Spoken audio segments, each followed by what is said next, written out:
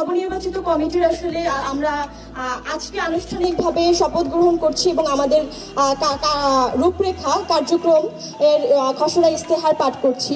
এখানে আমাদের মঞ্চে উপস্থিত আছেন নবনির্বাচিত কমিটির সম্মানিত সভাপতি রিফাত রশিদ, সম্মানিত সাধারণ সম্পাদক হাসান ইনাম এবং নবনির্বাচিত কমিটির সাংগঠনিক সম্পাদক মইনুল ইসলাম, এবং আরও আছি আমি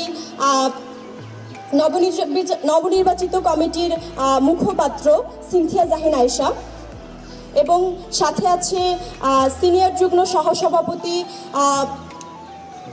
MS মঞ্জু, এবং আরও আছেন সিনিয়র যুগ্ম সাধারণ সম্পাদক মাশরাফি সরকার।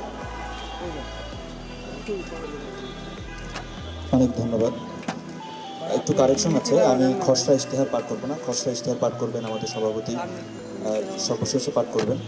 আমি এখন আমাদের বৈষম্যবিরোধী ছাত্র আন্দোলনের সাংগঠনিক কার্যক্রম নবপর্যায়ে কীভাবে হবে, আমরা কীরকম ভাবছি সেটা ঘোষণা করব।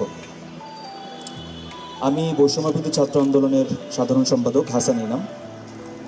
নবপর্যায়ে বৈষম্যবিরোধী ছাত্র আন্দোলনকে সুসংহত ও সংগঠিত করার লক্ষ্যে 3টি বিশেষায়িত কমিটি গঠন করা হয়েছে।